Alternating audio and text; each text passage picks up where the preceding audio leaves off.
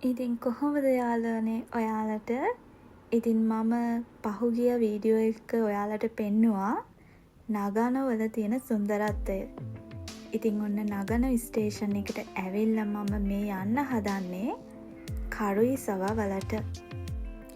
දැන් මම මේ නැක්කේ පුත්සු දෙන්ෂේක. ඒ කියන්නේ ජපානයේ තියෙන සාමාන්‍ය දුම්රියා. ඉතින් විශේෂයෙන්ම කියන්න ඕන මේ මගේ ෆස්ට් එක්ස්පීරියන්ස් එක තමයි මම දැන් ඔයාලත් එක ෂෙයා කරගන්න හදන්නේ. ඉතින් යාළුවනේ මේ දුම්රියේ ඉදිරිපස වීදුරුවෙන් රියදුරු කුටිය වගේම ඉදිරිපස මාර්ගයත් ලස්සනට පේනවා. ජපානයේ දුම්රිය රියදුරන් පාවිච්චි කරන ශිසකන්කෝ කියන ඇඟිල්ලෙන් පෙන්වා ශබ්ද නගා තහවුරු කර ගැනීමේ ආරක්ෂිත ක්‍රමය වගේම දුම්රිය ස්ථානයකදී රියදුරන් ඉතාමත් විනයගරුකව මාරු වෙන හැටි මට බලාගන්න ලැබුණා.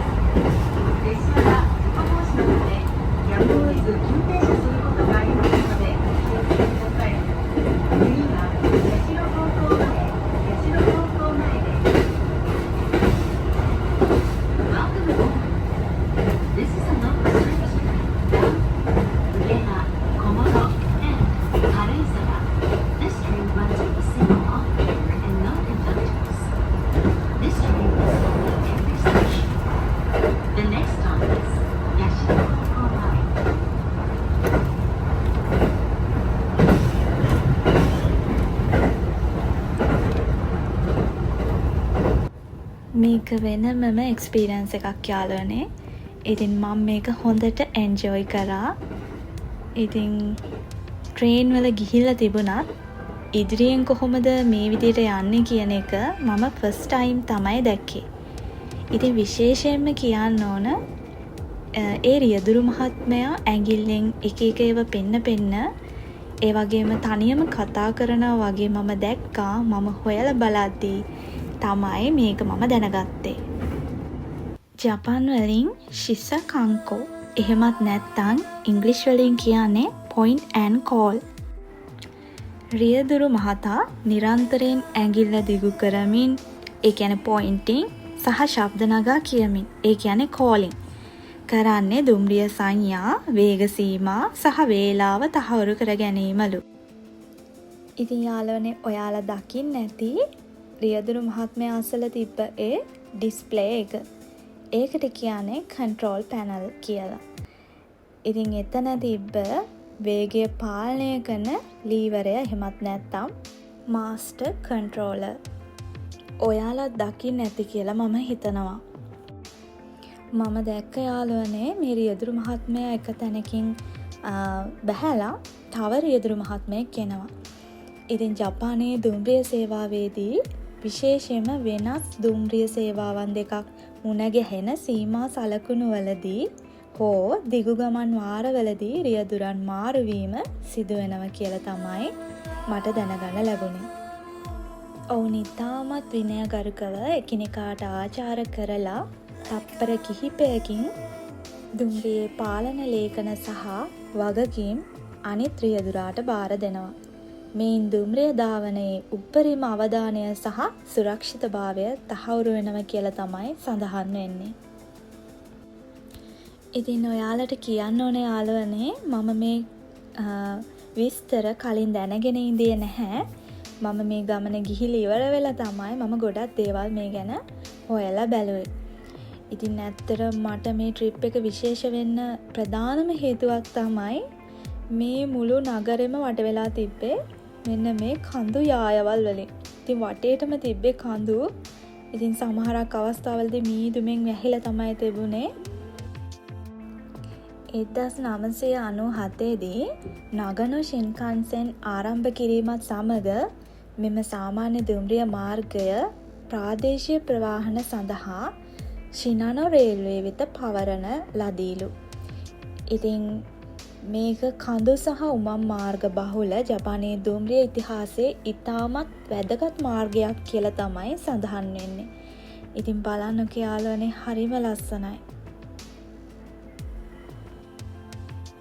මම කරුයිසවා ස්ටේෂන් එකට ඇවිල්ලා මෙන්න මේ බස් එකට නැග්ගා. මම දැන් හදන්නේ ලස්සන දිය ඇල්ලක් බලන්න යන්න. ඉතින් ඔයාලා දන්නවා ජපානයේ ෆේමස්ම දිය ඇල්ලක් වන ශිරායිතෝ දිය ඇල්ල. එහෙමත් නැත්නම් සුදු නූල් වැනි දිය ඇල්ල.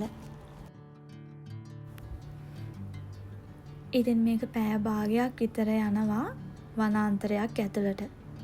ඉතින් මම හරිම ආසම එක්ස්පීරියන්ස් එකක් තමයි මේ විදියට වනාන්තරයක් ඇතුළට යනවා කියන එක. මම දන්නේ මට ඒක වෙනමම එක්ස්පීරියන්ස් එකක්.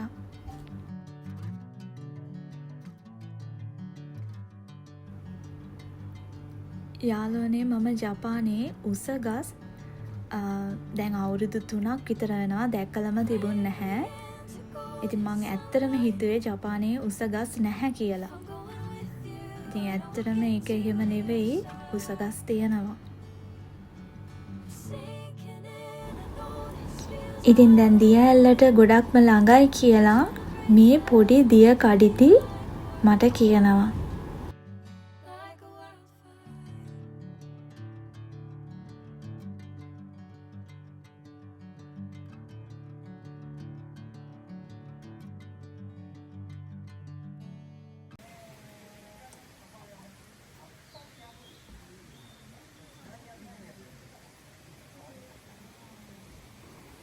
ඔන්න මම දැන් ආව ළමයි. ඔයාලට ඇහෙනව නේද එයාගේ හඬ?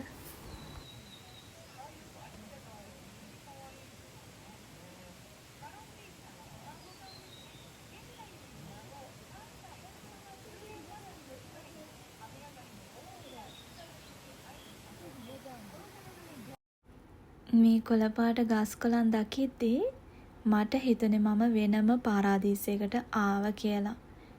ඒ තරම්ම ඇස්වලට පියකරුයි, ඒ වගේම හරිම සැහැල්ලුයි, හරිම නිදහස්.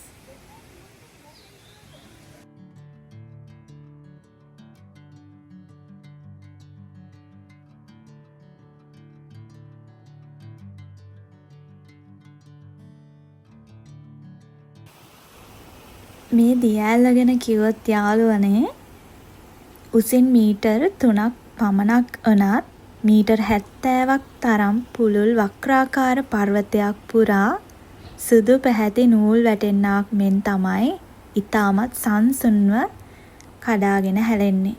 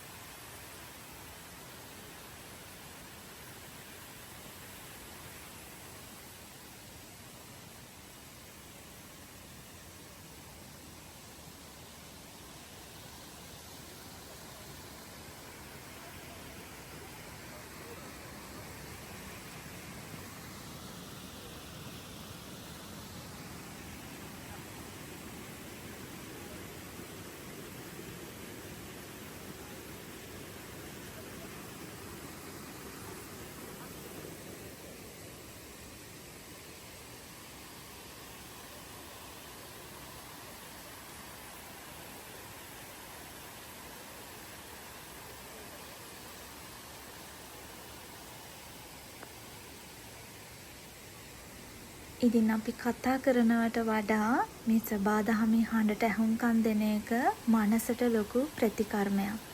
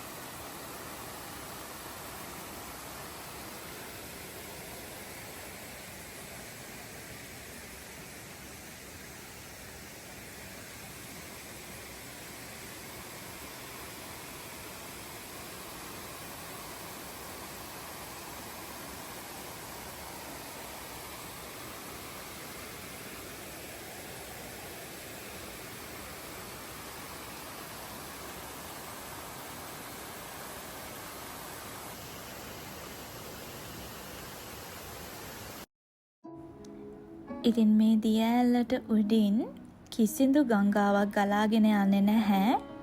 ඒ අසල තියෙන සක්‍රීය ගිනි කන්දක් වන අසමා කන්දට වැටෙන වැසි සහ හිම ජලය වසර ගණනාවක් තිස්සේ පොළවට උරාගෙන පසුව පෙරිලා පිරිසිදු උල්පත් ජලය ලෙස මේ පරිවර්තනය මතුවීම විශේෂත්වයක්. ඒ නිසා වැසි රහිත කාලගුණයකදී වුණත් මෙහි නිරන්තරයෙන්ම පිරිසිදු ජලය ගලාගෙන යනවා. ඉතින් මේ වීඩියෝ එක කරේ ජපන් ගර්ල් කෙනෙක්. ඇත්තටම එයා හරිම හොඳයි. ඉතින් ඔය විදියට මම එතන ගොඩක් වෙලා එන්ජොයි කරා. ඉතින් මම ආව නැවතත් මේන් රෝඩ් එකට. ඉතින් එතනදී මම දැකපු විශේෂී දෙයක් තමයි මෙන්න මේ කැලෑවට යන්න මෙන්න මෙහෙම පඩි පෙළක් තිබුණා. ඇත්තටම මට යන්නම හිතුණා. ඒත් ඉතින් තනියම පොඩි බයක් තියෙනවා. ඒක නිසා මම ගියේ නැහැ. මම දැක්ක මෙතන අයිස්ක්‍රීම් තියෙනවා. මට අයිස්ක්‍රීම් කන්න ආසාවක් ඇති වුණත් මගේ ළඟ කොයින් තිබුණ නැහැ.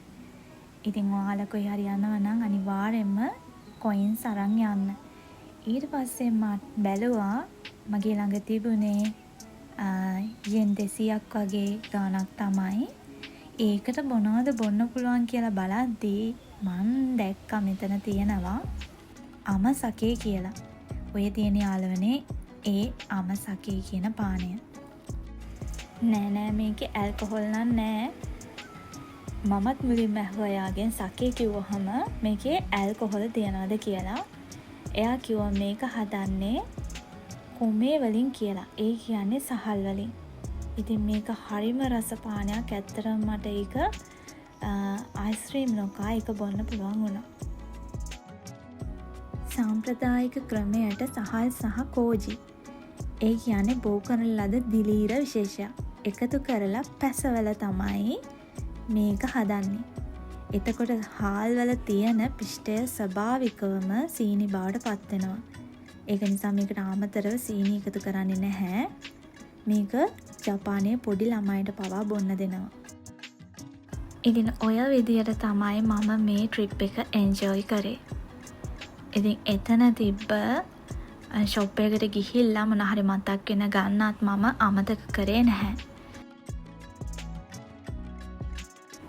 මේ එක්ස්පීරියන්ස් එක ඔයාලත් එක්ක ෂෙයා කරගන්න ලැබීම ලොකු සතුටක්. පරිස්සමින් ඉන්න.